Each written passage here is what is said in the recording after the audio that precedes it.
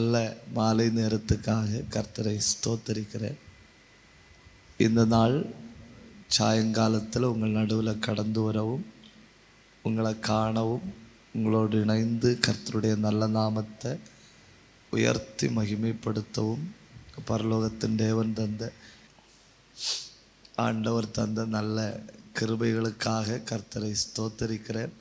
இந்த நல்ல ஊழியங்களுக்காக தேசத்திற்கு ஆண்டவர் தந்த பாத்திரமாகிய கார்த்திகையாவுக்காக கர்த்தரை ஸ்தோத்தரிக்கிறேன்.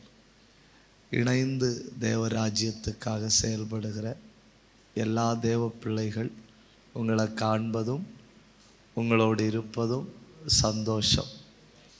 இந்த நாளின் தியானத்துக்காக 1 ராஜாக்கள் 19ஆம் அதிகாரம் 4 முதல் 7 வரையுள்ள வசனங்களை ஒருவர் வாசிக்கலாம். அவன் வனாந்தரத்தில் ஒரு நாள் பிரயாணம் போய் ஒரு சூரை செடியின் கீழ் உட்கார்ந்து தான் சாக வேண்டும் என்று கோரி, போதும் கர்த்தாவே, என் ஆத்துமாவை எடுத்துக்கொள்ளும், நான் என் பிதாக்களை பார்க்கலும் நல்லவன் அல்ல என்று சொல்லி ஒரு சூரை செடியின் கீழ் படுத்துக்கொண்டு நித்திரை பண்ணினான். அப்பொழுது ஒரு தூதன் அவனை தட்டி எழுப்பி, எழுந்திருந்து போஜனம் பண்ணு என்றான். அவன் விழித்து பார்க்கிற போது இதோ தழலில் சுடப்பட்ட அடையும் ஒரு பாத்திரத்தில் தண்ணீரும் அவன் தலைமாட்டில் இருந்தது. அப்பொழுது அவன் புசித்து குடித்து திரும்ப படுத்து கொண்டான். கர்த்தருடைய தூதன் திரும்ப 2ஆம் தரம் வந்து அவனை தட்டி எழுப்பி, எழுந்திருந்து போஜனம் பண்ணு, நீ பண்ண வேண்டிய பிரயாணம் வெகு தூரம் என்றான். ரொம்ப நன்றி. 456வது பக்கம். எல்லாரும் பைபிள் கையில் எடுங்க. Page number 456. 1 ராஜாக்கள் 19ஆம் அதிகாரம் 4 முதல் 7 வரையுள்ள வசனங்கள் நாம் சேர்ந்து வாசிக்கலாம். அவன் வனாந்தரத்தில்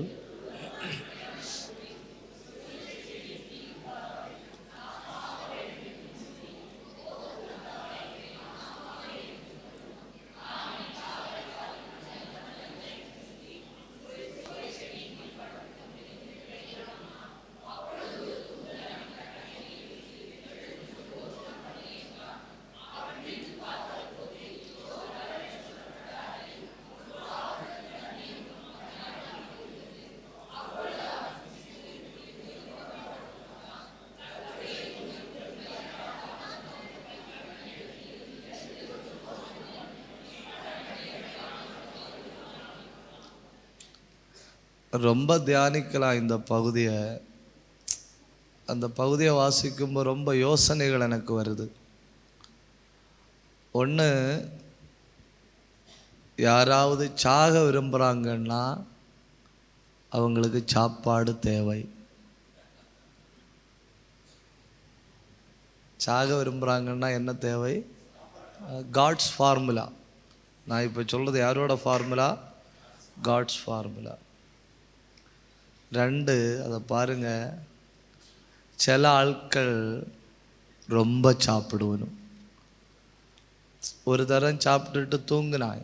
கர்த்தர் ஒன்றுமே சொல்லலை. தூதன்கிட்ட சொன்னார், நீ கொடுத்த சாப்பாடு கடலில் கற்பூரம் கலக்குனது மாதிரி.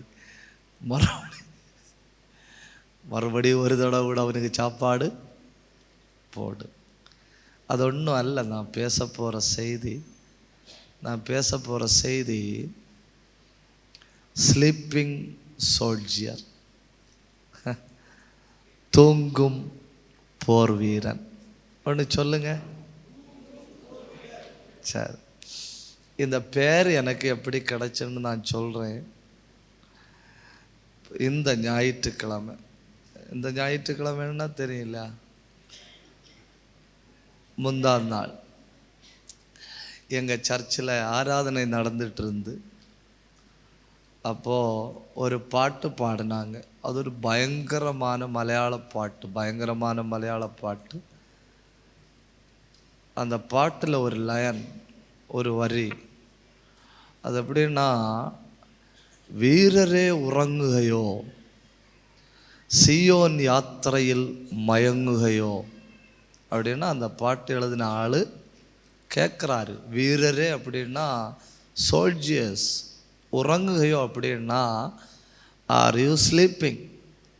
அப்போது யுத்தம் செய்ய வேண்டிய வீரனே, நீ என்ன செய்கிறியா? தூங்குறியா?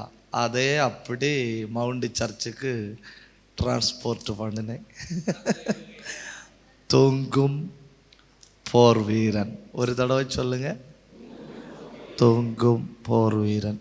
எனக்கு நான் உண்மையை சொல்லிட்டு பிரசங்கம் பண்ண தொடங்குறேன். நான் ரொம்ப எழுதி வச்சிருக்கு, எல்லாம் பேசிட்டு தான் போவேன். ஏன்னா ஒரு செக்ஷன் ஆனதுனால மொத்தம் பேசிட்டு தான் போவேன். இருந்தாலும் சொல்ல வேண்டியதை சொல்லாமல் இருக்க முடியாது இல்லையா? 2024 ஒரு ஏன் 2024ன்னு சொன்னேன்னா, ஒருவேளை ஒரு வருஷம் தாண்டி இந்த பிரசங்கத்தை கேட்கும்போ 2024ன்னு தெரிஞ்சுக்கிடணும் இல்லை ஆட்கள். ஜனவரி 1ஆம் தேதியிலிருந்து பிப்ரவரி 10ஆம் தேதி வரை 9ஆம் தேதி வரை நான் 40 நாள் ஜபத்தில் இருந்தேன். எத்தனை நாள்? 40 நாள் ஜபத்தில் இருந்தேன். நான் ஜபத்தில் இருந்ததனுடைய ஒரு நோக்கம், ஒரே ஒரு குறிக்கோள். அந்த ஒரு குறிக்கோள் என்னன்னு கேட்டால், எல்லா தேவ பிள்ளையுடைய கையினாலும் கர்த்தர் அற்புதங்களை செய்யணும். என்ன ஜபம்?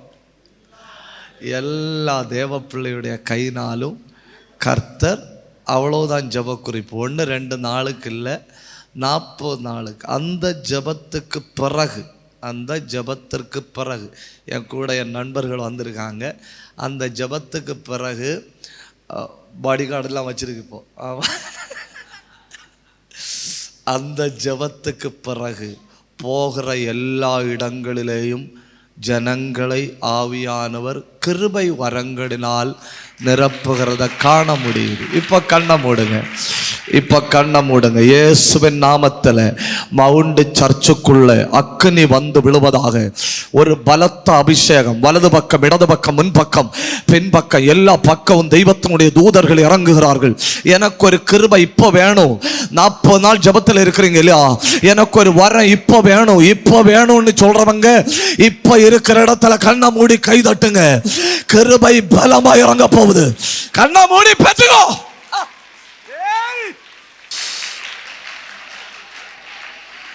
எல்லா காலத்தை விட அதிக அபிஷேகம் இந்த காலத்துக்கு தேவை.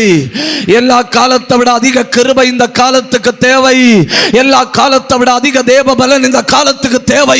ஒரு வஸ்திரத்தை தரிப்பது போல இந்த சபையை வல்லமையினால் தரிப்பிக்கிறார். ஒரு வஸ்திரத்தினால் மூடுவது போல இந்த சபையை தமது ஆவியால் மூடுகிறார். நிக்கிற இடத்துல வல்லமை, நிக்கிற இடத்துல அபிஷேகம்.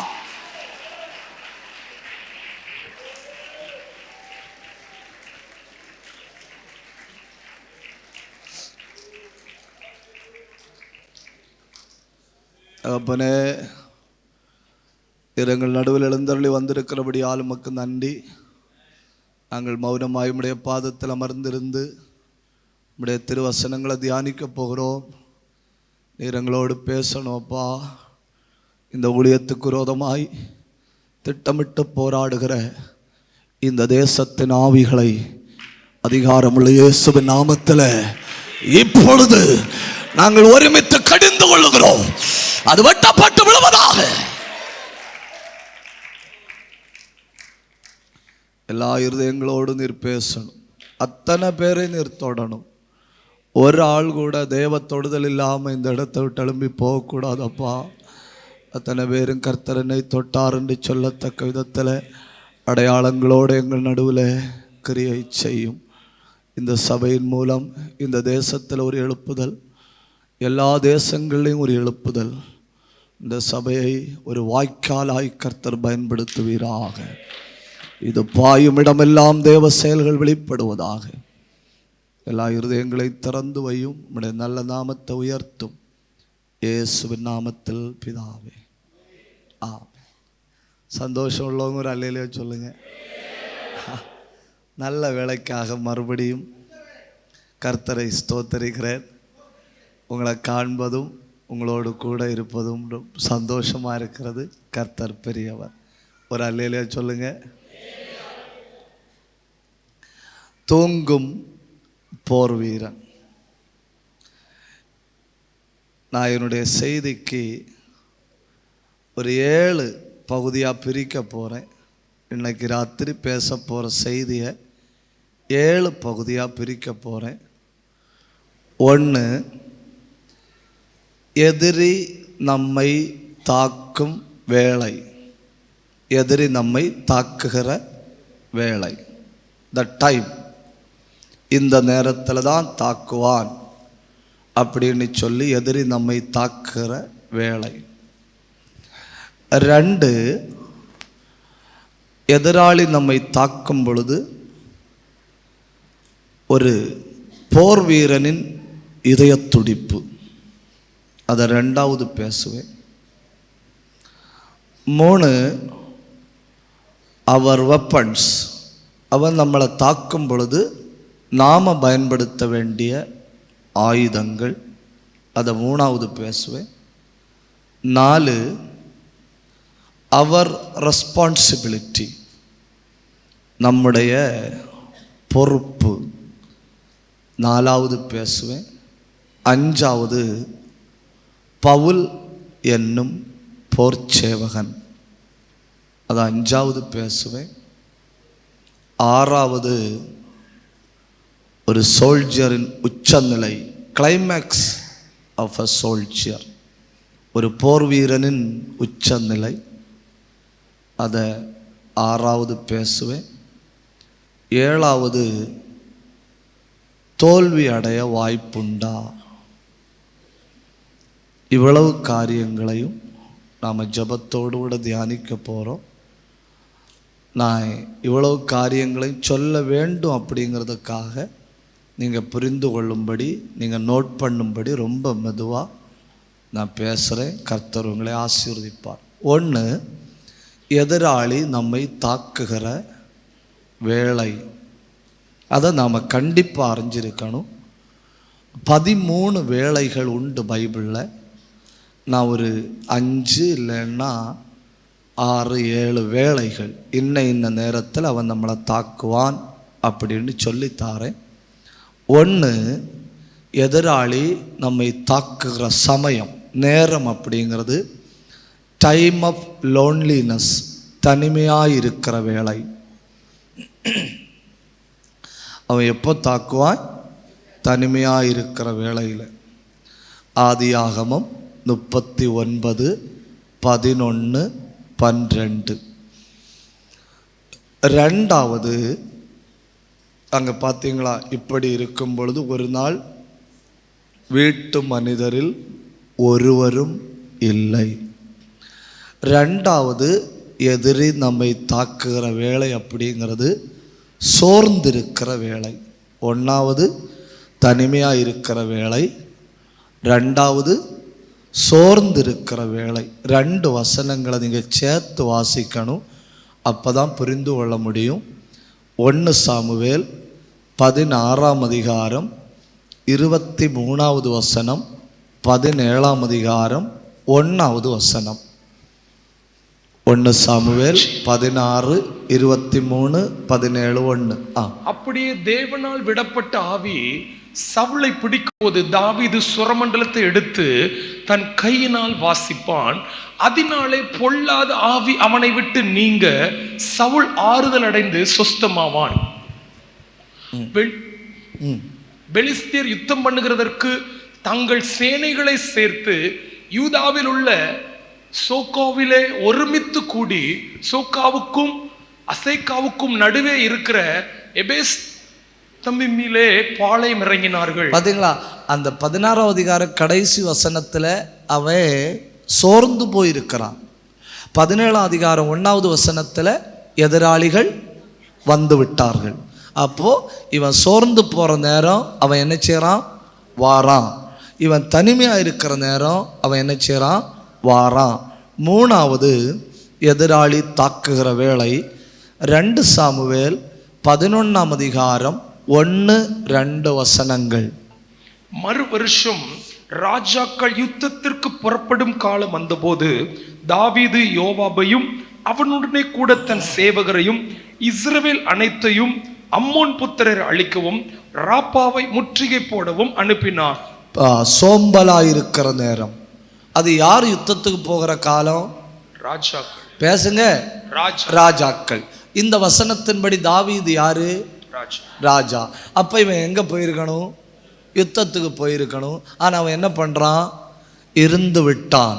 செயல்பட வேண்டியவர்கள் சோம்பேறிகளாக இருக்கும் பொழுது சத்துரு தாக்குகிறான். இப்போ 3 காரியங்களை நான் சொன்னேன். 1, தனிமையாக இருக்கும் பொழுது தாக்கப்படுகிறோம். 2, சோர்ந்து போயிருக்கும் பொழுது தாக்கப்படுகிறோம். 3, சோம்பேறிகளாக இருக்கும் பொழுது தாக்கப்படுகிறோம். 4, 2 சாமுவேல் 21 அதிகாரம் 15 முதல் 17 வரை. 2 சாமுவேல் 21 அதிகாரம் 15 முதல் 17 வரை. பெலிஸ்தியர் இஸ்ரவேலின் மேல் யுத்தம் செய்தார்கள். அப்பொழுது தாவீதும் அவனோட கூட அவன் சேவகரும் போய் பெலிஸ்தியரோட யுத்தம் பண்ணினார்கள். தாவீது விடாய்த்து போனான். அப்பொழுது 300 சேக்கல் நிறை வெண்கலமான ஈட்டியை பிடிக்கிறவனும் புது பட்டயத்தை அறையிலே கட்டி கொண்டவனுமான இஸ்பிபனோப் என்னும் ராட்சத புத்திரில் ஒருவன் தாவீதை வெட்ட வேண்டும் என்று இருந்தான். சிரியாவின் குமாரனாகிய அபிசாய் ராஜாவுக்கு உதவியாக வந்து பெலிஸ்தியனை வெற்றி கொண்டு போட்டான். அப்பொழுது தாவீதின் மனுஷர், இஸ்ரவேலின் விளக்கு அணைந்து போகாதபடி நீர் இனி எங்களுடைய யுத்தத்திற்கு புறப்பட வேண்டாம் என்று அவனுக்கு ஆணையிட்டு சொன்னார்கள். 4வது, தேவ பிள்ளைகள் மயக்க நிலையில் இருக்கும்போ சத்துரு தாக்குகிறான். 1வது தனிமையாக இருக்கும்போ, 2வது சோர்ந்து போயிருக்கும்போ, 3வது சோம்பேறித்தனத்தில் இருக்கும்போ, 4வது மயக்க நிலையில் இருக்கும்போ. அந்த வசனத்தை நீங்கள் பார்த்தா தெரியும். 2 சாமுவேல் 21:16 அந்த வசனத்தில் என்ன சொல்லியிருக்கிறீமா? David was fainted. தாவீது மயக்க நிலையில் இருந்தான். தாவீது என்ன நிலையில் இருந்தான்? மயக்க நிலையில் இருந்தான். அவன் முன்ன நிற்க ஈட்டியை பாருங்க, அந்த ஈட்டியோட வெயிட் வர சொல்லியிருக்கு. 16வது வசனத்தை பாருங்க. அப்பொழுது 300 சேக்கல் நிறை வெண்கலமான ஈட்டி. எவ்வளோ வெயிட்டான ஈட்டி? 300 சேக்கல் வெண்கலமான ஈட்டி. 300 சேக்கல்னா 4 கிலோ. 300 சேக்கல்னா 4 கிலோ வெயிட் உள்ள ஈட்டியை கையில் வச்சிருக்கிறான். யாரு? சத்துரு. இப்போ தாவீது எப்படி இருக்கிறான்? மயக்க நிலையில் இருக்கிறான். இப்போது நம்ம மயங்கி போயிட்டோன்னு வைங்க, மயக்க நிலைமையில் தள்ளப்பட்டோன்னு வைங்க, யார் வேணாலும் என்ன வேணாலும் செய்ய முடியும். இப்போ முன்ன இருக்கிறது 4 கிலோ உள்ள ஈட்டி. தாவீது எப்படி இருக்கிறான்? மயக்க நிலையில் இருக்கிறான். தாவீது மயக்க நிலையில் இராத போது தாவீதுக்கு முன்ன ஒரு ஈட்டி வந்தது தெரியுமா உங்களுக்கு? 1 சாமுவேல் 17:7. 1 சாமுவேல் 17:7. அந்த அவனுடைய ஈட்டி தாங்கு வாசிங்கயா. அவனுடைய ஈட்டி தாங்கு நெசவுக்காரன் படைமரத்தின் கனதியும் அவன் ஈட்டியின் அழகு 600 சேக்கல் இரும்புமாய் இருக்கும். எத்தனை பேர் வித்தியாசத்தை புரிஞ்சுட்டீங்கன்னு எனக்கு தெரியல. விடாய்த்திருக்கும் பொழுது முன்ன இருக்கிற ஈட்டிக்க வெயிட் எவ்வளவு? 300 சேக்கல், 4 கிலோ. ஆனா இப்போ அங்க பாருங்க, தாவீது விடாய்த்திருக்கல்ல, யுத்தத்துக்கு போய் நிற்கிறான். கோலியாத்தின் கையில் இருக்கல ஈட்டி, அந்த ஈட்டியோட அழகு, ஈட்டி கிடையாது, ஈட்டியோட அழகு எத்தனை கிலோ? 8 கிலோ. அழகு 8 கிலோ. அதாவது குத்தர பகுதி 8 கிலோ உள்ள ஈட்டிய, 8 கிலோ உள்ள ஈட்டி இல்லை, 8 கிலோ உள்ள அழகு தனக்கு முன்ன நிற்கும்போ சாதாரணமாய் எதிர்கொண்ட தாவீது 4 கிலோ உள்ள ஈட்டி தனக்கு முன்ன நிற்கும்போ பயப்பட்டு மயக்க நிலைமை அடைந்து விட்டான். இந்த ராத்திரி தேவ பிள்ளைகளே, ஆராதனையின் அளவு எப்போ கொஞ்சம் குறையும், கிருபையின் அளவு எப்போ கொஞ்சம் குறையும், அபிஷேகத்தின் அளவு எப்போ கொஞ்சம் குறையும், எப்போ தேவ பிள்ளைகள் மயக்க நிலைமைக்கு தள்ளப்படுவார்கள், குத்தி அழித்து விடலாம் அப்படின்னு சொல்லி சத்துரு திட்டம் போட்டு கொண்டிருக்கிறான். ஆனா நமக்குள்ள இருக்கிற ஆவியானவர் எந்நேரமும் செயல்பட்டு கொண்டிருக்கிறார். கைதட்டணும், வாய திறக்கணும். இந்த ராத்திரி கர்த்தருடைய ஆவி கபரபலபா அல் கபரபலபா சந்தரபலபா அல் பந்தரபரியந்தரபலபா ஊடபல் கபரபர பிரௌடபரபலபா.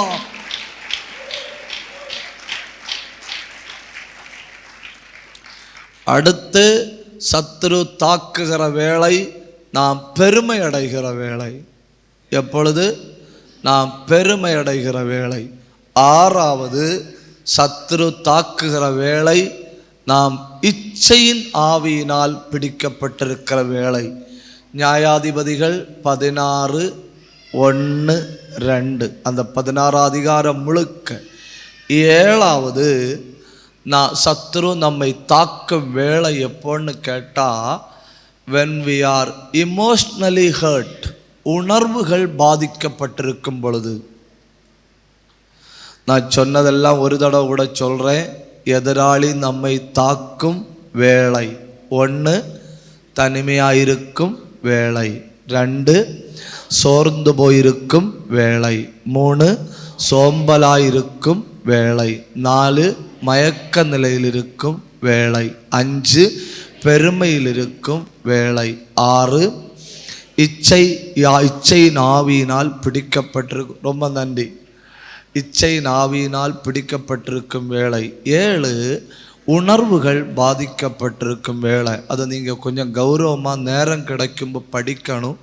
உணர்வுகள் பாதிக்கப்படுற வேலைன்னு சொன்னால் இந்த பயத்தின் ஆவி அட்டாக் பண்ணுற நேரம், சந்தேகத்தின் ஆவி அட்டாக் பண்ணுற நேரம், தேவையில்லாத கவலைகள் நம்மளை வந்து பிடிக்கிற நேரம். அந்த நேரத்துக்காக சாத்தான் காத்திருப்பான். ஏன்னா அந்த நேரங்களில் நம்முடைய உணர்வுகள் பாதிக்கப்படுகிறது. எது பாதிக்கப்படுகிறது? நம்முடைய உணர்வுகள் பாதிக்கப்படுகிறது. நம்முடைய உணர்வுகள் பாதிக்கப்படும்போது சத்துரு நம்ம ரொம்ப எளிதாக அழித்து போட முடியும். அப்போ இந்த 7 வேளைகளிலேயாக்கும் சத்துரு செயல்படுகிறான். இந்த 7 வேளைகளிலேயாக்கும் சத்துரு செயல்படுகிறான். ஒரு தடவை ஒன்று சொல்லுங்க. 1 தனிமையாக இருக்கிற வேளை, 2 சோர்ந்திருக்கிற வேளை, 3 சோம்பலாயிருக்கிற வேளை, 4 மயக்க நிலையில் இருக்கிற வேளை, 5 பெருமை அடைகிற வேளை, 6 இச்சையின் ஆவியினால் பிடிக்கப்பட்டிருக்கிற வேளை, 7 உணர்வுகள் பாதிக்கப்படுகிற வேளை. அப்போ இந்த 7 நேரங்களும் நமக்கு ரெட் அலர்ட் ஆகும். நமக்கு என்ன? இந்த 7 வேளைகளும் நமக்கு ரெட் அலர்ட்டு. இந்த 7ல் 1 நம்முடைய வாழ்க்கையில் தென்படுதுன்னா உடனே நம்ம புரிஞ்சுக்கிடணும். அடுத்து உடனே எதிராளி ஆயுதத்தை பயன்படுத்த போகிறான். இப்போ நம்ம செய்ய வேண்டிய முதல் காரியம் என்னன்னு கேட்டால், விழித்துக்கொள். இப்போ செய்ய வேண்டிய முதல் காரியம் விழித்துக்கொள். அத்தனை பேரும் வலது கையை உயர்த்தணும். அத்தனை பேரும் ஆவியில் போராட போகிறோம். ஆவியில் போராட போகிறோம். இது ஒரு ஜபக்கூட்டம் அல்ல, இது ஒரு போர். நாம நடத்துறது கர்த்தரின் யுத்தமாக்கும். இருக்கிற இடத்துல கண்ணை மூடி கை உயர்த்தி ஆவியில போராடுங்க. இயேசுவின் நாமத்தில் தனிமைப்படுத்துகிற ஆவி வெளியேறுகிறது. இயேசுவின் நாமத்தில் சோர்ந்து போக பண்ணுகிற ஆவி வெளியேறுகிறது. இயேசுவின் நாமத்தில் சோம்பேறி கண்ணை மூடி போராடுங்க. கர்த்தருடைய ஆவி பிடிக்குது. கர்த்தருனை தொடுறாரு. வெட்டு வெட்டு வெட்டு. ஆவியில நிரம்பி வெட்டி தள்ள விடாத. ராபா காபா தூரபா அல் கந்தர கந்தல் கமரபா. வெட்டி தள்ளுங்க. தனிமைப்படுத்துகிற ஒரு ஆவி அதை வெட்டு. சோம்பலாக்குற ஒரு ஆவி அதை வெட்டு. சோர்ந்து போக பண்ணுகிற ஒரு ஆவி அதை வெட்டு. மயக்குகிற ஒரு ஆவி அதை வெட்டு. பெருமையடைய செய்கிற ஆவி அதை வெட்டி வெளியாவா.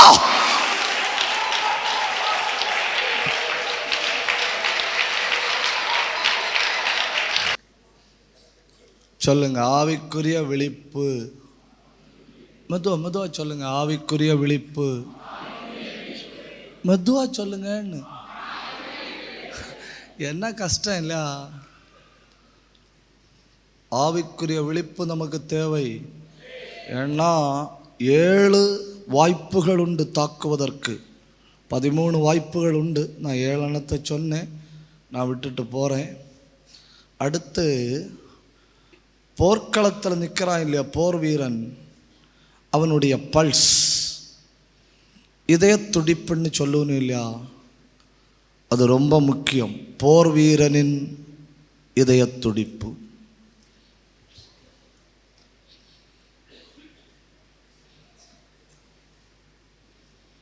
யாரோட இதய துடிப்பு? போர் வீரனின் இதய துடிப்பு. 2 காரியங்களுக்கா துடிச்சா ரொம்ப நல்லா இருக்கும். 1 அன்பு, 2 பாரம். கிறிஸ்துவின் அன்பு என்னை நெருக்கி ஏவுகிறது. சொல்லுங்க, அன்பு பாரம். ஒரு தடவை சொல்லுங்க, அன்பு பாரம். 2 தேசங்கள் பக்கத்தில் உள்ள 2 தேசங்கள் எப்போவுமே சண்டை போட்டுட்டு இருந்தனும். 2 தேசத்துக்கு நடுவில் ஒரு மலை எப்போவுமே தாக்கிட்டு இருந்தனும். அந்த தேசத்தில் இருந்து ஆட்கள் வந்து இந்த தேசத்திலேருந்து ஒரு குழந்தைய கடத்திட்டு போச்சுன்னு, ஒரு குழந்தைய கடத்திட்டு போனாங்க. குழந்தைய கடத்திட்டு போன உடனே எப்படியாவது குழந்தைய உயிரோட மீட்கணும், எப்படியாவது குழந்தைய உயிரோட மீட்கணும்னு சொல்லி அரசே படை வீரர்களை கூப்பிடுறாரு, இராணுவத்தை தயாராக சொல்கிறாரு. இன்னைக்கு ராத்திரி நம்ம மேலே ஏறி போகிறோம், இன்னைக்கு ராத்திரி நம்ம மேலே ஏறி போய் நாம் அந்த குழந்தைய பத்திரமா கொண்டு வரோம் அப்படின்னு சொல்லி அரசன் இராணுவத்தை வச்சு திட்டம் போடுறாரு. இவங்க ராத்திரி அந்த மலையில் ஏற பார்க்குறாங்க, ஏற முடியலை. இந்த ராத்திரி குழந்தைய காப்பாற்றினாதான் காப்பாற்ற முடியும். இவங்க ஏறி பார்க்குறாங்க, ஏற முடியலை. ஒவ்வொரு ஆட்கள் பாதி தூரம் ஏறி போகிறாங்க. சூரியன் உதித்தது, குழந்தைய காப்பாற்ற முடியலை. அத்தனை பேரும், ஒரு ராஜ்யமே ஒரு மலைக்க பக்கத்தில், இந்த மலைக்கு மேலே ஏறி குழந்தைய காப்பாற்ற முடியாமல் போய்விட்டதே அப்படின்னு சொல்லி அந்த மலையை பார்த்துட்டு இருக்கும்போ ஒரு பெண்மணி குழந்தைய கையில் எடுத்துட்டு மலையிலிருந்து இறங்கி வருது. ஒரு ராஜ்யத்தின் இராணுவம் ஏற முடியாத மலையில் ஒரு பெண்மணி எப்படி ஏறி போய் குழந்தைய தூக்கிட்டு வந்தான்னு சொல்லி அந்த பெண்மணியை நிற்க வச்சு கேட்கும்போ அந்த பெண்மணி சொல்லுது, போராடுகிற உங்களுக்கு தாயின் அன்புன்னா என்னன்னு தெரியாது.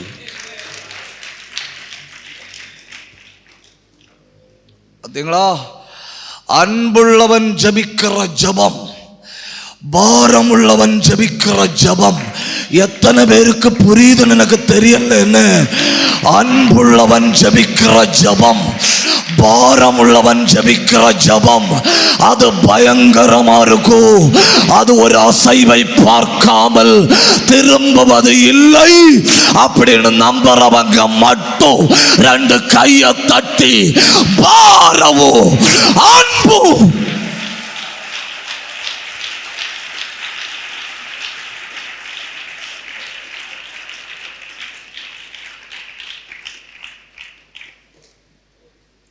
மூணு,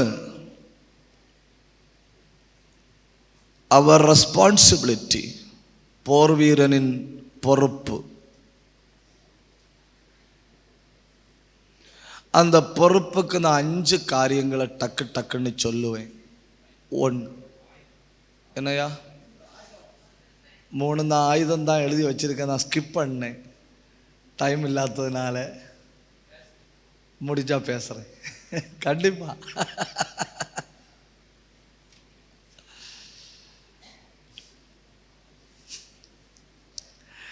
சரி, நம்முடைய பொறுப்பு. எபேசியர் 6ஆம் அதிகாரம் 13வது வசனம். இந்த வசனத்தை நீங்கள் அண்டர்லைன் பண்ணி வைக்கணும் தயவு செஞ்சு. எல்லாரும் என்னோட சேர்ந்து சொல்லுங்க, சகலத்தையும், ஐயோ மெதுவா சொல்லுங்க, சகலத்தையும் செய்து முடித்தவர்களாய். ஒரு தடவை கூட சொல்லுங்க, ஒரு தடவை கூட சொல்லுங்க. இந்த உபவாச ஜபம் முடியக்கு முன்னே எல்லாம் அடிச்சு முடிச்சிருக்கணும். இந்த முடித்தவர்களாய் முடி முடி இருக்கிற பலத்தோட ஓராடி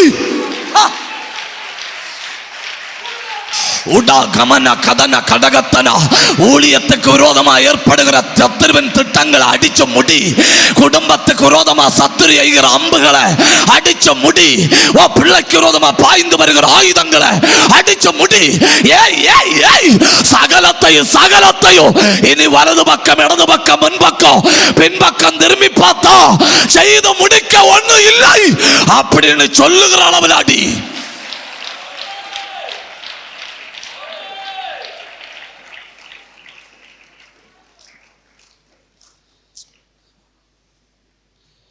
யாராகும் இப்படி சகலத்தையும் செய்து முடிக்கணும்? யாராகும்? என்னானாலும் நீங்க உட்கார்ந்துருப்பீங்க இல்லையா? சரி, வாசிங்க 6ஆம் அதிகாரம் 1வது வசனம், அந்த ஒரு வார்த்தை மட்டும் வாசிங்க.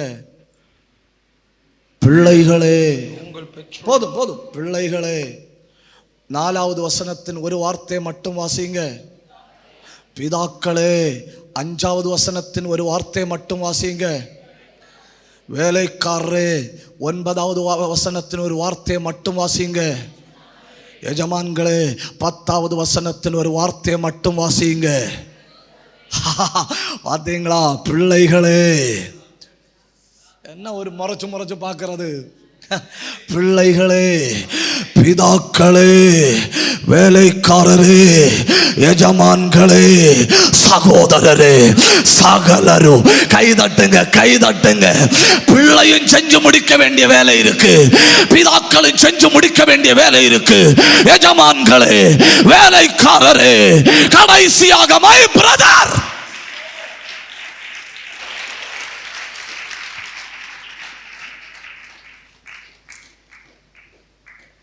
சொல்லுங்க. Nobody exempted. புரியலையோ? Nobody exempted. குழந்தை முதல் வயதானவர் வரை. சொல்லுங்க. பிள்ளைகளே, வேலைக்காரரே, எஜமான்களே, பிதாக்களே, சகோதரரே, சகலத்தையும் செய்து முடித்தவர்களாய். 2 நிமிஷம் கை தட்டணும், 2 நிமிஷம் வாய திறக்கணும், 2 நிமிஷம் ஆவியில நிரம்பணும். பாரு பாரு பாரு, ஆவிக்குரிய கண்ணை திறந்து பாரு.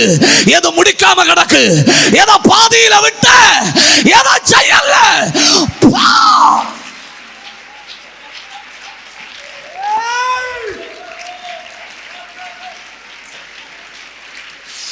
ஒரு நிமிஷம் அந்நிய பாஷை பேசுங்க. அந்தல் கந்தர பிரௌட பந்தர ஊடகந்தர ரியந்தர பந்தர அல் ஹத்தர பிரௌட பத்தர ஊட பத்தர சந்தர ரியந்தர ரெந்தல் கபரபலபா. அந்த பலவீனத்தின் ஆவிய துரத்தி முடி, அந்த பயத்தின் ஆவிய வெட்டி முடி, அந்த சந்தேகத்தின் ஆவிய உடைச்சு முடி. சகலத்தையும்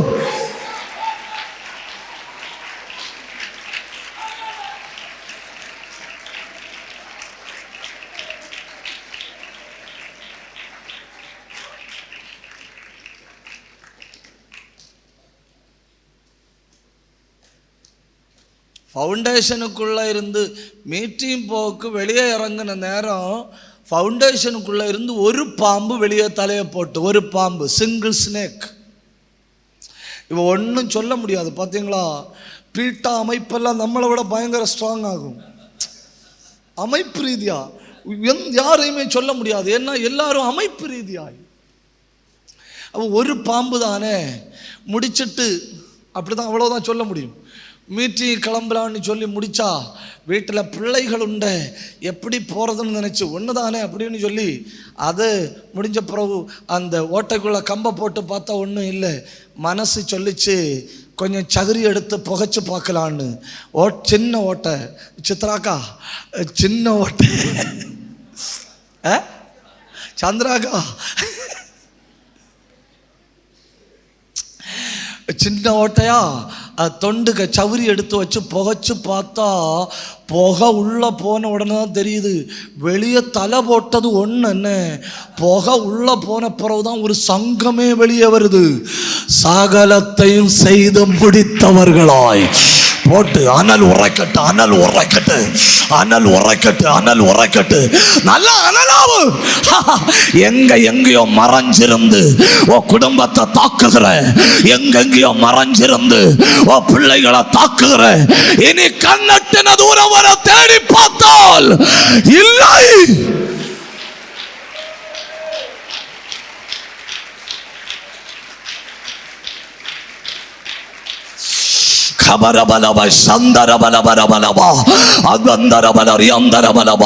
அநேகர தேவ பிரசன்னம் மூடுகிறது. இருக்கிற இடத்துல கண்ணை மூடிக்கொள்ளுங்க. அநேகர் மேல அபிஷேகம் வந்து இறங்குகிறது. கர்த்தருடைய கை அநேகரை தொடப்போகுது. கண்ணை மூடி பெற்றுக்கொள்ளுங்க, கண்ணை மூடி பெற்றுக்கொள்ளுங்க.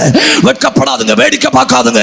இன்னும் ஏதோ ஒண்ணு உடைக்க வேண்டி இருக்கு, இன்னும் ஏதோ ஒண்ணு முறியடிக்க வேண்டி இருக்கு. விடாத விடாத சகலத்தையும் சகலத்தையும் செய்து முடித்தவர்களாய் முடித்தவர்களாய்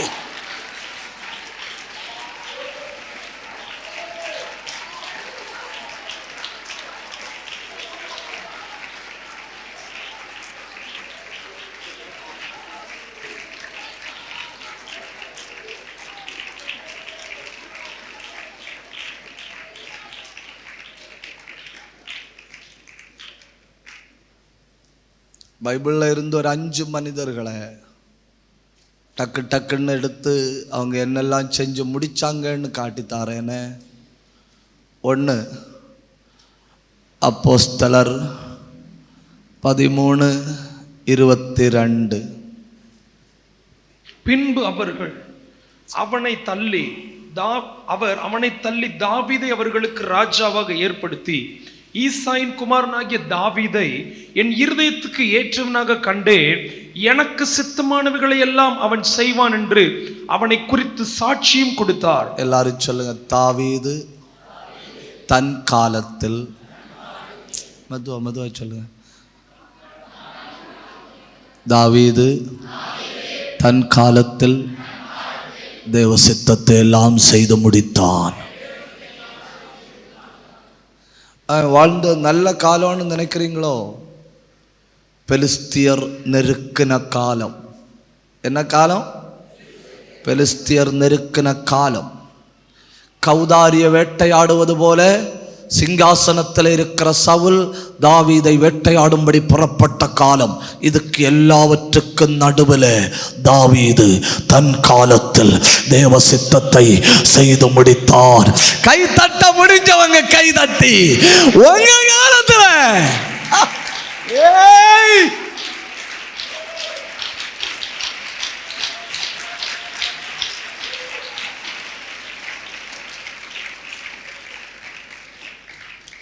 ரெண்டு. 1 தாவீதாக்கும் தன் காலத்தில் தேவ சித்தத்தை செய்து முடித்தான். 2 அப்போஸ்தலர் 13:25. யோவான் தன் பணிவிடை ஓட்டத்தை நிறைவேற்றுகிற போது, என்ன பயங்கரமான வார்த்தைகள் இல்லை இதெல்லாம். யோவான் தன் பணிவிடை ஓட்டத்தை ஓடி முடித்தான். ஒரு அல்லேலூயா சொல்லுங்க, உற்சாகத்தோட சொல்லுங்க. என்ன ஓட்டம்? பணிவிடை ஓட்டம். பணிவிடை ஓட்டம்னா என்னன்னு யாருக்காவது தெரியுமா? யாராவது சரியா சொன்னா கூட்டம் முடிஞ்சு ஒரு சேக்கண்ட் தருவேன்.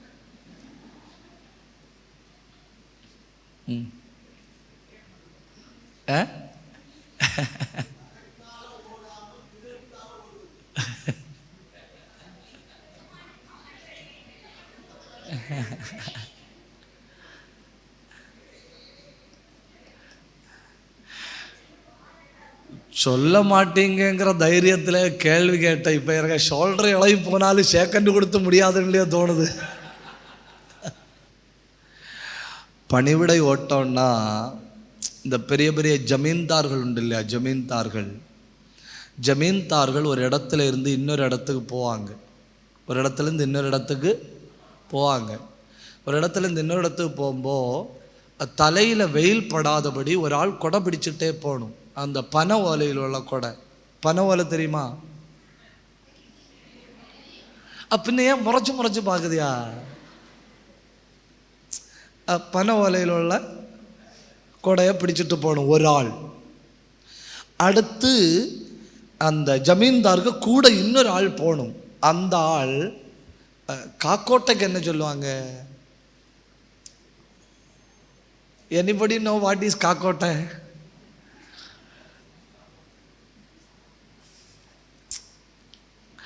இந்த பனை ஓலையினால பெருசா 2 குட்டை மாதிரி உண்டாக்கி இப்படி தோல்ல வச்சு தண்ணி கொண்டு வருவாங்க தெரியுமா? இப்படி அதை தோல்ல வச்சிருப்பாங்க, 2 சைடு தண்ணி இருக்கும். தோண்டியா? தவறாக சொல்லி யூடியூப்ல இருந்து யாராவது என்ன ஏறி கெட்ட வார்த்தை பேசணும்.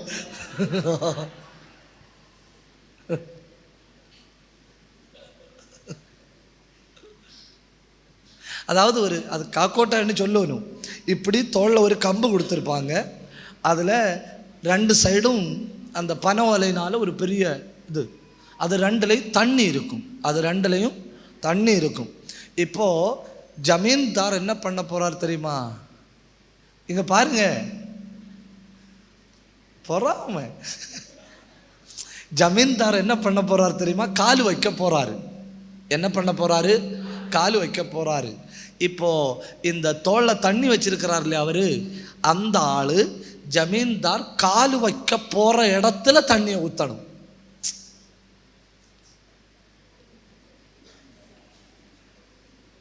எங்க தண்ணியை ஊத்தணும்? கால் வைக்க போற இடத்துல தண்ணி ஊத்தணும். ஏன்னா அவர் சூடான நிலத்துல கால் வைக்க போறாரு. ஆனா அவரு காலு சூடாகாது. ஏன் காலு சூடாகாது? அவரு கால் வைக்க போறது எங்க? தண்ணிக்கு மேலே. அடுத்து அவர் ஸ்டெப் வைக்கும்போது இந்த ஆள் மறுபடியும் தண்ணி ஊற்றணும். அடுத்து அவர் ஸ்டெப் வைக்கும்போது இந்த ஆள் மறுபடியும் தண்ணி ஊற்றணும். அடுத்து அந்த ஆள் ஸ்டெப் வைக்கும்போது இந்த ஆள் மறுபடியும் தண்ணி ஊற்றணும். அந்த தண்ணியை கொண்டு கூட போகிறார் இல்லையா, அந்த ஆளுக்கு நடந்து போகிறார் இல்லையா, அதுக்கு பேராக்கும் பணிவிடை ஓட்டம். ஏன்னா அந்த ஆளுக்கு போக தேவையில்லை, அந்த ஆளுக்கு போக தேவையில்லை. யாருக்காக போயாகணும்?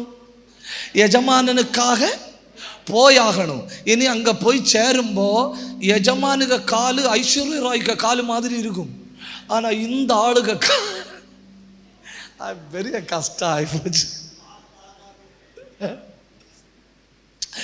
இந்த ஆளுக காலு அங்கங்கயா உடைஞ்சு வந்து பிளட் வரும். இந்த ஆள் தனக்காக போகல, தனக்காக கால் வைக்கல, தனக்காக காயப்படல, தனக்கு இன்னொரு ஆளுக்காக, அதாவது தனக்கு பின்னால காலு வைக்க போற ஆளுக்காக தண்ணி ஊத்தினார் இல்லையா, கடைசி வர. எது வர? கடைசி வர. சில ஆட்களுக்கெல்லாம் கடுப்பேறும் தெரியுமா? பெரிய கஷ்டமா இல்லையா இருக்கு? சில ஆட்களுக்கெல்லாம் டக்குன்னு பிபி கூடும் தெரியுமா? நீயும் உண்டு, உனக்கு திட்டமும் உண்டு. நான் இதுக்கு ஒன்றும் சரிப்பட்டு வரமாட்டேன். அப்படி இல்லை. பார்த்தீங்களா, தன் பணிவிடை ஓட்டத்தை முதல் காலில் தண்ணி ஊற்றி தொடங்கினது முதல் தன் பணிவிடை ஓட்டத்தை நிறைவேற்றுகிறது வரை அத்தனை பேரும் கைதட்டணும், அத்தனை பேரும் கைதட்டணும், அத்தனை பேரும் கைதட்டணும்.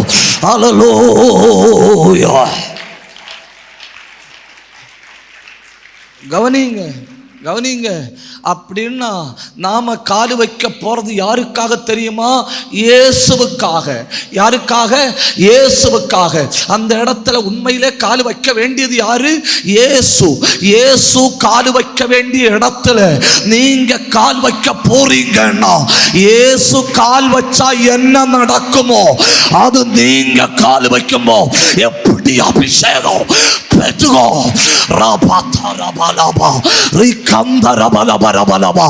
இயேசு கால் வச்சா என்ன நடக்குமோ அதே அடையாளங்கள் நீங்க கால் வைக்கும் நடக்க போகுது.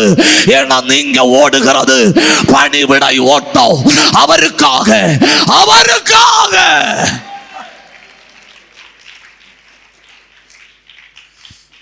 கவனிங்க. அப்போ நாம கால் வைக்கிறது யாருக்காக? இயேசுவுக்காக. அந்த இடத்துல நாம கால் வைக்கலன்னா வைக்க வேண்டியது யாரு? இயேசு. அப்படின்னா இயேசு ஒரு பட்டணத்துல கால் வைத்த பொழுது என்ன நடந்ததோ அது நீங்க கால் வைக்கமா நடக்கணும். கண்ண மூடணும், வாய திறக்கணும். பலத்த அபிஷேகம். ஊடகமன கடக ரகதன பிரௌட பத்தரா அல் கந்தல் கனாதன சந்தரா ரியாந்தர பிரௌடவல் கதனகதனா. சில கால்களை கர்த்தர் அதிகாரப்படுத்துகிறார். சில கால்கள் நெருப்பாய் மாறுகிறது. சில கால்களிலே அக்னி இறங்கி வருகிறது. சர்ப்பங்களையும் தேள்களையும் மிதிக்கத்தக்க அதிகாரமுள்ள அபிஷேகம் இப்போ உங்க கால்களில் பாய்கிறது. கண்ணை மூடி பெற்றுக்கோ. பாய்கிறது.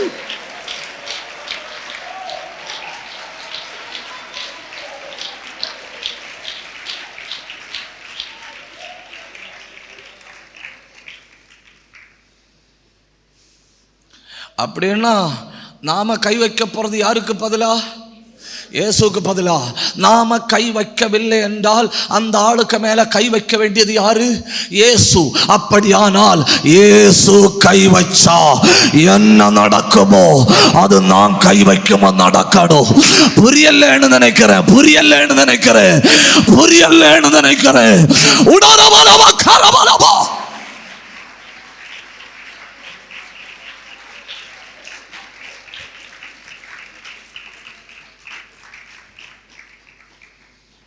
ஒரு தடவை கூட வாழ்க்கையில் ஒரு தடவை கூட மேடையில் ஏறி நின்று பிரசங்கம் பண்ணுறதுக்கு நாம் பயப்பட்டது கிடையாது. என்ன பேச போகிறேன் அப்படிங்கிற ஒரு எண்ணம் திக்குமுக்காடுதல் எனக்கு வந்தது கிடையாது. மேடையில் நின்று சொல்கிறேன், நான் எதையும் யோசித்ததே கிடையாது. ஆனால் எல்லா மேடையிலையும் ஏறும்போ என் உள்ளத்தில் வருகிற ஒரே ஒரு கேள்வி, இப்போ இயேசு இந்த மேடையில் நின்னா என்ன பேசுவாரோ அது என்ன கொண்டு பேசணும்.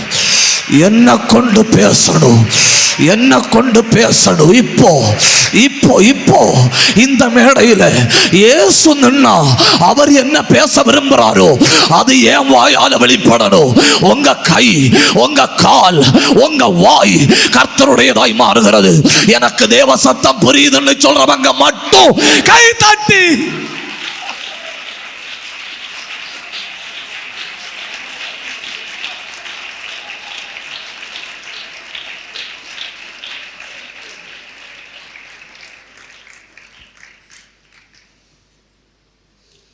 இப்போ நம்ம ஓடுறது என்ன ஓட்டம்? பணிவுடை ஓட்டம். அவ்வளோதான். மெயின் ஹீரோயாக்கும் காலை வைக்கிறது. நம்ம ஜஸ்ட் தண்ணி ஊற்றி கொடுக்கிறோம், அவ்வளவுதான். காலு வைக்க பட்டணங்கள் அசைகிறது.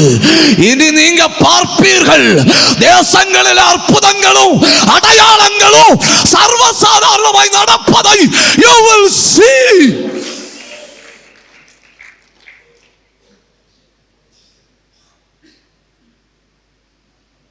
Praise the Lord. அப்போ தாவீது தன் காலத்தில் தேவ சித்தத்தை செய்து முடித்தான்.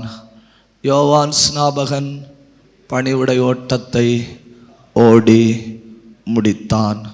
3 அப்போஸ்தல நடபடிகள் 20ஆம் அதிகாரம் 24வது வசனம். ஆகிலும் அவைகளில் ஒன்றையும் குறித்து கவலைப்படேன், என் பிராணனையும் நான் அருமையாக எண்ணேன், என் ஓட்டத்தை சந்தோஷத்தோட முடிக்கவும் தேவனுடைய கிருபையின் சுவிசேஷத்தை பிரசங்கம் பண்ணும்படிக்கு நான் கர்த்தராகிய இயேசுவிடத்தில் பெற்ற ஊழியத்தை நிறைவேற்றுமே விரும்புகிறேன். இயேசுவிடத்தில் பெற்றதை நிறைவேற்றணும். சொல்லுங்க, என் காலத்தில் தேவ சித்தம் செய்யணும்.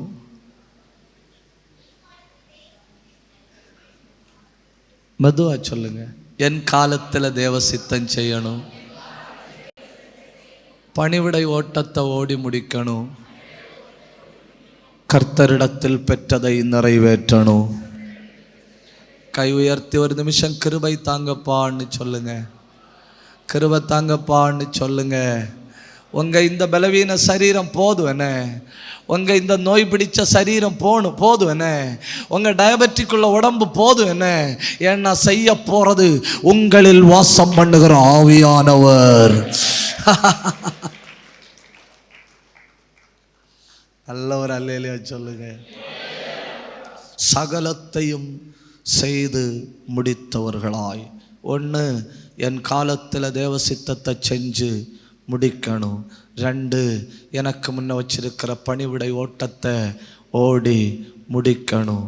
3, கர்த்தரிடத்தில் பெற்றுக்கொண்டதை நிறைவேற்றி முடிக்கணும். கை உயர்த்தி கை உயர்த்தி கை உயர்த்தி கை உயர்த்தி.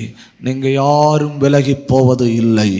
ஏன்னா இந்த ஜபத்தில் கர்த்தர் உங்க அத்தனை பேருக்குள்ளையும் ஒரு பாரத்தை வைக்கிறார், அத்தனை பேருக்குள்ளையும் ஒரு ஊழியத்தை வைக்கிறார், அத்தனை பேருக்குள்ளையும் ஒரு கிருபையை வைக்கிறார், அத்தனை பேருக்குள்ளையும் ஒரு அபிஷேகத்தை வைக்கிறார். உயர்த்தப்பட்ட கைகளில் தேவ பிரசன்னம் இறங்குகிறது, உயர்த்தப்பட்ட கைகளில் தேவனுடைய வல்லமை இறங்குகிறது, உயர்த்தப்பட்ட கைகளில் தேவ கிருபை இறங்குகிறது.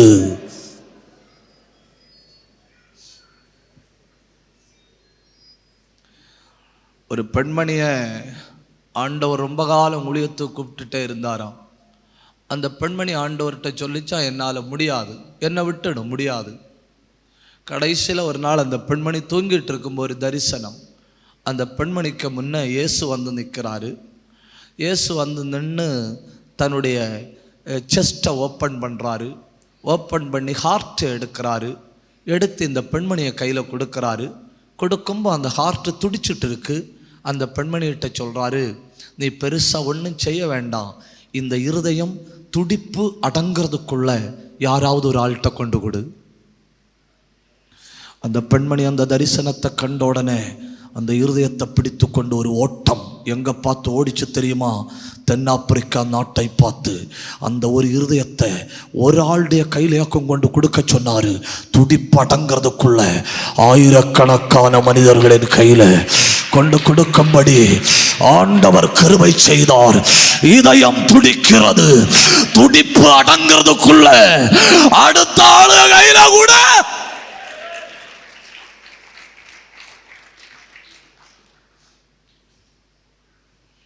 இது 3 செய்ய என்னோட பொறுப்பு என்ன? அவர் ரெஸ்பான்சிபிலிட்டி 3. 1, என் காலத்தில் தேவ சித்தத்தை செய்து முடிக்கணும். 2, என் பணிவிடை ஓட்டத்தை ஓடி முடிக்கணும். 3, நான் இயேசுவிடத்தில் பெற்றதை செஞ்சு முடிக்கணும். இதை 3 செய்வதற்கு 4வது ஒரு காரியம் தேவை. அது என்னன்னா, அவரை அறிகிற அறிவினால் நிரப்பப்படணும். எதனால் நிரப்பப்படணும்? அவரை அறிகிற அறிவினால் நிரப்பப்படணும்.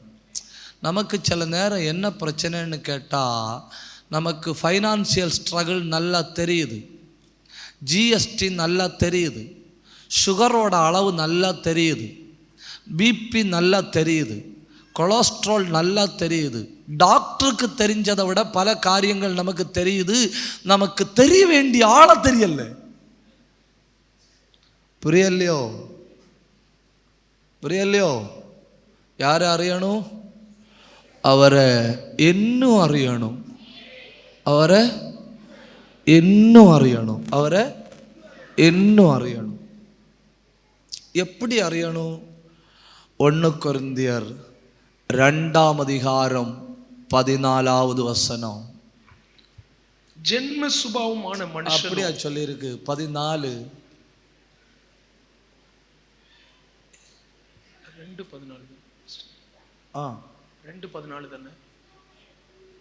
2 கொரிந்தியர் 1 கொரிந்தியர் 2:14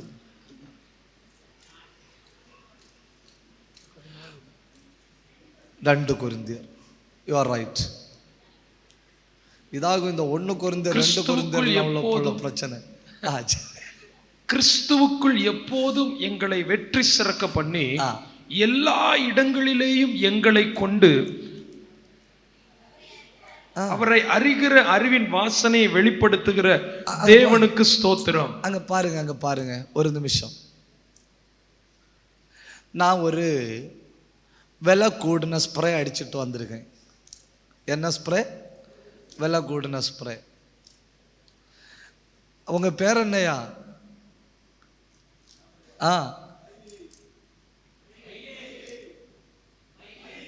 மயில் ஏறி.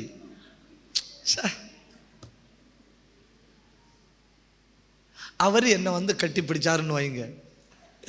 அவர் என்னை வந்து கட்டி பிடிச்சாருன்னு வைங்க. நான் அடிச்சிருந்தது விலை உயர்ந்த ஸ்ப்ரே. அவர் என்னை வந்து கட்டி பிடிச்சிட்டு போயிட்டாரு. இனி அவர் போற இடம் எல்லாம் யாரோட வாசனை? யாரோட? ஏன் வாசனை எங்க அடிக்குது? அவர் போற இடத்துல எல்லாம் அடிக்குது. பவுல் இயேசு கிறிஸ்துவ ரொம்ப இறுக்கமா பிடிச்சாரா? இறுக்கமா பிடிச்ச பிறகு பவுல் போற இடம் எல்லாம், புரியல உங்களுக்கு? இறுக்கமா பிடி, இறுக்கமா பிடி. அடுத்த தடவை நீ கால் வைக்கிற இடத்துல அவருடைய வாசனை.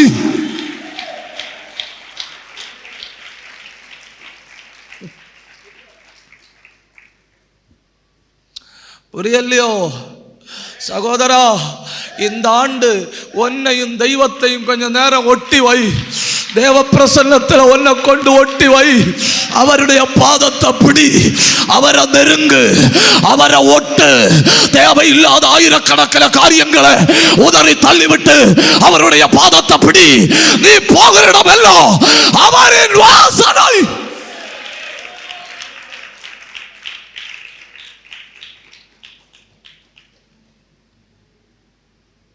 ஒரு ஆள் ஸ்ப்ரே அடிச்சுட்டு நமக்கு முன்னாடி நடந்து போச்சு பார்த்தீங்களா? அந்த ஆள் ஒன்றுமே சொல்லலை, ஒன்றுமே சொல்லலை. நடந்து போன உடனே நம்ம பிரெயின் ஓப்பன் ஆச்சு. இது என்னவா இருக்கும்? ஜாஸ்மினா இருக்குமா? ராயல் மிரேஜா இருக்குமா? எட்டர்னல் லூயிஸா இருக்குமா? ஒன் மேன் ஷோவா இருக்குமா? 3 மேன் ஆர்மியா இருக்குமா? லேவண்டரா இருக்குமா? அந்த ஆள் ஒன்றுமே சொல்லலை, ஜஸ்ட் கிராஸ்ட். நம்மளை தாண்டி நம்ம பிரெயினுக்கு வேலை கொடுக்கணுங்கிறதுக்காக சில ஆட்கள் குளிக்காம ஸ்ப்ரேயில குளிச்சுட்டு வருவனும்.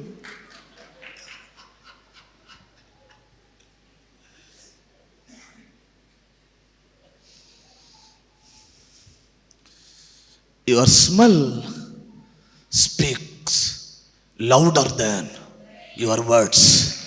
உங்க வார்த்தையை விட பயங்கரமா உங்க வாசனை பேசும். கை உயர்த்தி ஒரு அல்லேலூயா சொல்லுங்க. அல்லேலூயா. என்னெல்லாம் தேவையில்லாத காரியத்தில் தலையிடுறோம் இல்லையா? 10% காரியத்தை வெட்டி தள்ளுங்க. அந்த 10% காரியத்தை வெட்டி தள்ளிட்டு அந்த 10% காரியத்தின் நேரத்தில் அவருடைய பாதத்தை பிடிங்க. அந்த வாசனை உங்க உடம்புல ஒட்டட்டு, அந்த வாசனை உங்க உடம்புல ஒட்டட்டு, அந்த வாசனை உங்க உடம்புல படுவதாக. அடுத்த தடவை நீங்க எங்க போனாலும் உங்க சரீரத்தில் இருந்து அவருடைய வாசனை.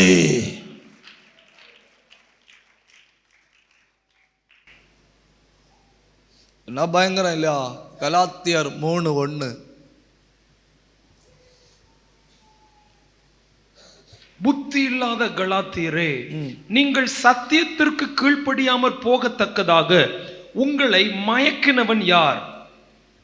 இயேசு கிறிஸ்து சிலுவையில் அறையப்பட்டவராக உங்கள் கண்களுக்கு முன் பிரத்யட்சமாய் உங்களுக்குள்ளே வெளிப்பட்டிருந்தாரே.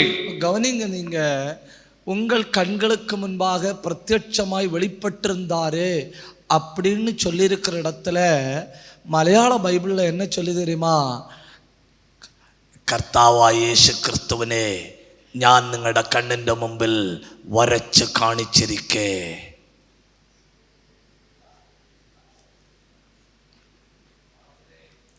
பவுல் சொல்றாரு, இங்கிலீஷில் பவுல் சொல்றாரு. பெரிய பெரிய பிரச்சனை இல்லை, பவுலுக்கு தமிழ் ரொம்ப பிடியில்லை, அதனால் விட்டுட்டாரு. இங்கிலீஷில் பவுல் சொல்றாரு, Christ க்ரூசிஃபைடு I have engraved him to you. கிறிஸ்துவை சிலுவையில் அறையப்பட்டவராக நான் உங்களுக்கு வரைந்து காட்டினேன். இங்கிலீஷ் பைபிள் போட முடியுமா? இப்போ வருது பாரு. அது சுதந்திர போராட்டத்துக்கு முன்ன உள்ள பைபிள் போட்டால்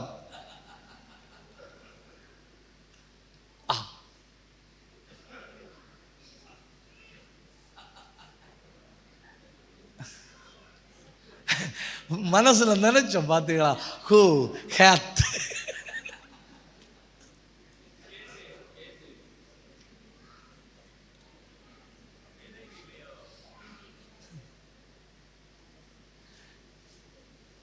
சரி பரவாயில்ல, அந்த ஒரு வார்த்தையை மட்டும் பாருங்க. எவிடன்ட்லி செட் ஃபோர்த், எவிடன்ட்லி செட் ஃபோர்த். நான் கிறிஸ்துவ உங்களுக்கு என்ன செஞ்சேன்? நான் உங்கள்கிட்ட கேட்குறேன், ஐயா, ஒரு ஆளை நான் உங்களுக்கு வரைச்சி காட்டி தரணும்னா அந்த ஆளை நான் எவ்வளோ அறிஞ்சிருக்கணும்?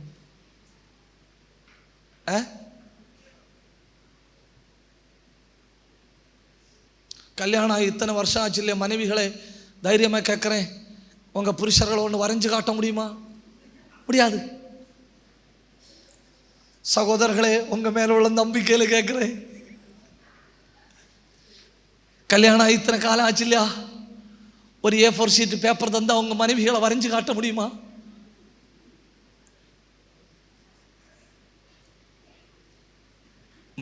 முடியாது.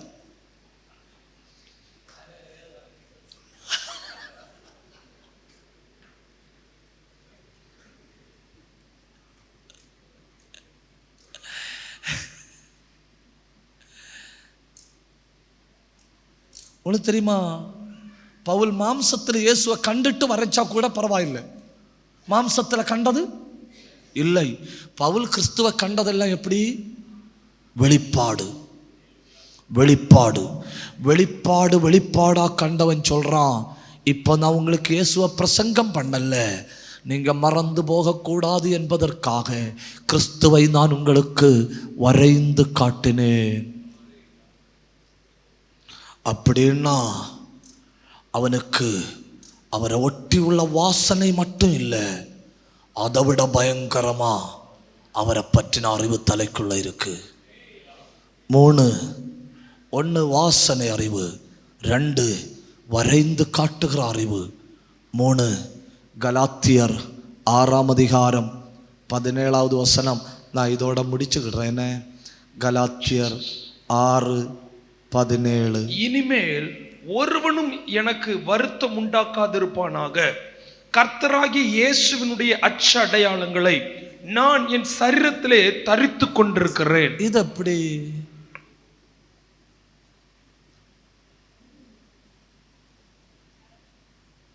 நீங்க அந்த வசனத்தை ஒன்று பாருங்க.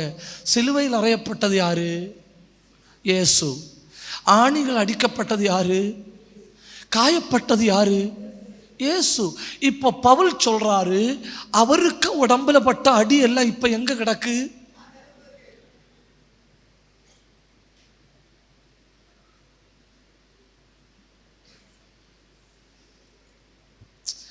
உங்களில் யாரையும் உதாரணமா எடுத்து காட்டக்கும் பயமா இருக்கு. அந்த சிஸ்டரை உதாரணமா காட்டலாம். வீடியோவில் இதை விட்டோன்னு என்ன தங்கம், அந்த சிஸ்டரை நான் உயிருக்கு உயிராக நேசிக்கிறேன்னு வைங்க. சும்மா என்ன,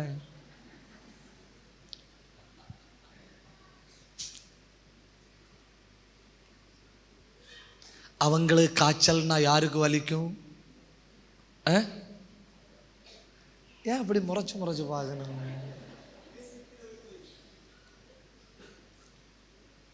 எனக்கு அவங்களுக்கு ஒரு பிரச்சனைன்னா, அவங்களுக்கு கை வலின்னு சொன்னால் யாரு கை வலிக்கும்? பவுல் இயேசுவையே தன் மனசில் தியானித்து அவரையே தன் உள்ளத்தில் பின்பற்றி அவருக்கு வாசனையே உடம்புல ஒட்டி அவரே தலைக்குள்ள மொத்தமாக நிறைச்சி வச்சிருந்தாரா? பவுல் தன் உடம்புல பார்த்தப்போ சிலுவையில் அவர் பட்ட காயம் எல்லாம் பவுலுக்கு உடம்புல கிடக்கு. ஹல்லேலூயா, ஹல்லேலூயா, ஹல்லேலூயா, ஹல்லேலூயா. பாருங்க பாருங்க பாருங்க, பவுல் முன்ன பார்த்து நடக்கிறாரு, முன்பக்கத்தை யாரும் பார்க்கல, பின்னால் நின்று பார்க்குறாங்க. கை வீசி நடக்கிறாரு, கையில் ஒரு ஓட்டை கிடக்கு. பார்த்த ஆட்கள் திடீர்னு என்ன நினைச்சுன்னு தெரியுமா? இயேசு நடந்து போறாருன்னு. ஏன்னா இயேசுக்கு உடம்புல மட்டும், இயேசுவின் உடம்புல மட்டும் இருந்த அந்த அடையாளம் இப்போ இவனுடைய உடம்புல இருக்கு. புரிஞ்சவங்க மட்டும் கைதட்டணும், புரிஞ்சவங்க மட்டும் கைதட்டணும், புரிஞ்சவங்க மட்டும் கைதட்டணும். வாய திறக்கணும்.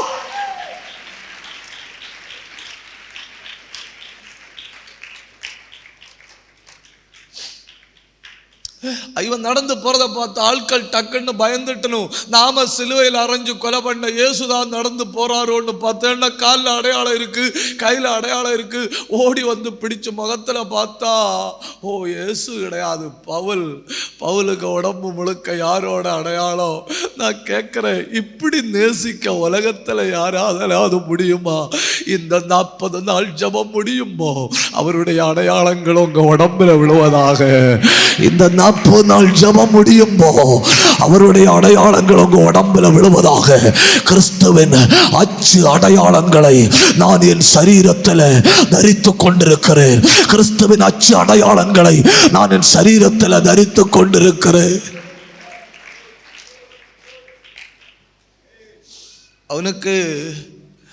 அவருக்கு உடம்புல உள்ள வாசனை தெரியுது. உங்களுக்கு எவ்வளோ புரியுதுன்னு எனக்கு தெரியல. என்ன அவருக்கு உடம்புல உள்ள வாசனை தெரியுது.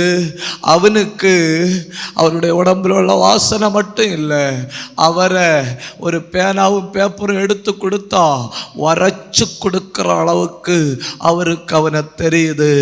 அப்புறம் அவனை எவ்வளவு தெரியுமா? சிலுவையில் அவர் பட்ட காயங்கள் தன் சரீரத்தில் சுமக்கிற அளவுக்கு அவரை தெரியுது. 4வது ஒரு காரியத்தை கூட சொல்லிட்டு நான் முடிக்கிறேன். நேரம் ரொம்ப ஓடி போச்சு. அப்போஸ்தல நடபடிகளின் புஸ்தகத்தை கொஞ்சம் கையில் எடுங்க. அதனுடைய 27ஆம் அதிகாரத்தில் ஒரு வசனத்தை மட்டும் நான் உங்களுக்கு காட்டித்தாரேன். 27ஆம் அதிகாரம் 22 முதல் 24 வரை. ஆகிலும் திடமனதா இருங்கள் என்று இப்பொழுது உங்களுக்கு தைரியம் சொல்லுகிறேன். கப்பர் சேதமே அல்லாமல் உங்கள் ஒருவனுக்கும் பிராணச்சேதம் வராது. ஏனென்றால் என்னை ஆட்கொண்டவரும். என்ன பயங்கரம் இல்லை, என்ன பயங்கரம் இல்லையா? என்னை ஆட்கொண்டவரும். போதும். ஆட்கொண்டவர் அப்படின்னு சொன்னா என்ன தெரியுமா? இந்த குழந்தை ஓடுது, குழந்தை ஓடும்போ தாயாரு போய் குழந்தை இப்படி பிடிக்கும் இல்லையா? உங்களுக்கு பார்க்கறது தெரியுதா? குழந்தை ஓடும்போ தாயார் ஓடி போய் இப்படி பிடிக்கும் இல்லையா? இதுக்கு பேராக்கும் ஆட்கொள்ளுதல். இப்படி பிடிச்சா அதுக்கு அர்த்தம் என்ன தெரியுமா? நீ மொத்தம் என்னோட சொத்து, நீ மொத்தம் என்னோட சொத்து. என்னை ஆட்கொண்டவரும், என்னை ஆட்கொண்டவரும். என்ன பயங்கரம் இல்லையா? என்ன பயங்கரம் இல்லையா? நான் உங்களுக்கு சொல்லி தந்து முடிக்கிறேன். நான் முடிக்கிறேன். பயங்கரமா பனி பெஞ்சிட்டு இருக்குன்னு வைங்க, தாங்க முடியாத குளிர்னு வைங்க, ஒரு பிளாங்கெட் இல்லாம இருக்கவே முடியாது. அந்த நேரத்தில் ஒரு கம்பளி போர்வையால மூடி அந்த கம்பளி போர்வைக்குள்ள உங்களை வச்சிருந்தா வெளியே உள்ள கிளைமேட் உங்களுக்கு தெரியாது, வெளியே உள்ள பலவீனம் உங்களுக்கு தெரியாது. அதுதான் ஆட்கொள்ளுதல். என்ன? இந்த சபையை கர்த்தர் மொத்தமா இப்படி பிடிக்க விரும்புறாரு, இப்படி பிடிக்க விரும்புறாரு, இப்படி பிடிக்க விரும்புறாரு. உடாரபல சந்தரபல பரபலவா ரேலந்தரி கதரதலவோஷியா ரெந்தல் கபரபல பரபலவா ரேகந்தர கல்பத்துரபல பரபலவா ரெந்தல் கனாதர சத்தரபலவா. கவனிங்க, ஆட்கொண்டவர் அப்படின்னு அது நல்ல ஒரு இங்கிலீஷ் வார்த்தைகள்னா என்ன சொல்லும் தெரியுமா? பொசஸ். பொசஸ்ன்னா நீ எனக்கு மட்டும், நான் உன்னை யாருக்கும் விட்டு கொடுக்க மாட்டேன். நான் சொல்கிறேன், பூலோகத்துள்ள மொத்த பொல்லாதாவியும் உனக்கு விரோதமாக வந்தாலும் கர்த்தர் விட்டு கொடுக்கலன்னா அல்லேலூயா, அல்லேலூயா. அத்தனை பேர் ஒன்று முழங்கால நிற்க முடியுமா? முழங்கால நிற்க முடியுமா? ஒரே ஒரு ஜபக்குறிப்பை ஜபிக்க போகிறோம். என்ன ஜபக்குறிப்பு தெரியுமா? இன்னும் உண்மை அறியணும் அப்பா, இன்னும் உண்மை அறியணும் ஆண்டவரே. அத்தனை பேரும் ஜபிங்க, வாயை திறந்து ஜபிங்க. கர்த்தர் சிலரை இன்னைக்கு ஆட்கொள்ள போறாரு. கர்த்தர் சிலரை இன்னைக்கு கட்டி பிடிக்க போறாரு. God is going to possess. நீ எனக்கு மட்டும், உலகம் உன் மேல உரிமை கொண்டாட முடியாது. எந்த சத்துருவும் உன் மேல உரிமை கொண்டாட முடியாது. எந்த அந்தகார வல்லமையும் உன் மேல உரிமை கொண்டாட முடியாது. நீ எனக்கு மட்டும். சகோதரா, ரெண்டு கைகள் உங்களை கட்டி பிடிக்குதுன்னு, அது கர்த்தரின் கை. சிஸ்டர், கர்த்தரின் கைக்குள்ள குடும்பம் வருது. நான் பார்க்கிறேன். ரெண்டு கைகள் இந்த சபையை மூடுகிறது. எனக்கு யாரும் இல்லை, என்ன பாதுகாக்க யாரும் இல்லை, எனக்காக பேச யாரும் இல்லைன்னு சொல்லாதுங்க. பரலோகத்தை விட்டு இறங்கி வந்து இப்பொழுது உங்களை ஆட்கொள்ளுகிறார். முடிஞ்ச அளவு சத்தம் உயர்த்துங்க. முடிஞ்ச அளவு சத்தம் உயர்த்துங்க. இது போதாதுன்னு, இது போதாது.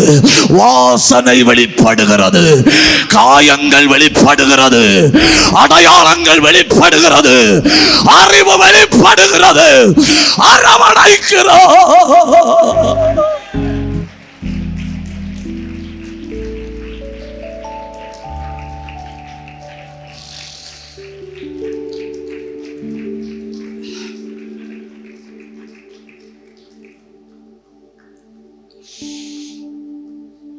நீ வேணா சந்தேகமா இருந்தா எழுதி வை.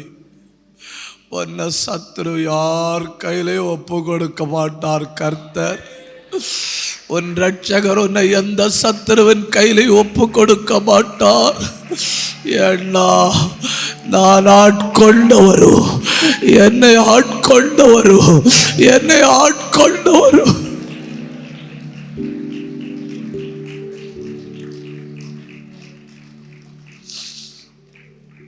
என்ன பயங்கர தேவ பிரசன்னம் இல்லையா?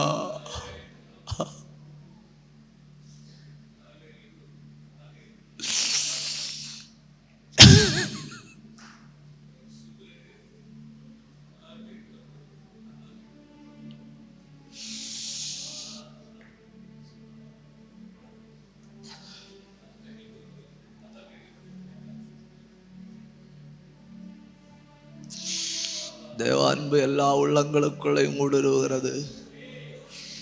இருதயத்தின் கதவை கொஞ்சம் திறந்து மட்டும் வைங்க. ஒரு தென்றல் வீசுவது போல இந்த ஜெபம் வீணாகாதுன்னு ஒரு பெரிய அசைவை பார்க்க போறீங்க. சில குடும்பங்களை கர்த்தர் பிடிக்க போறாரு.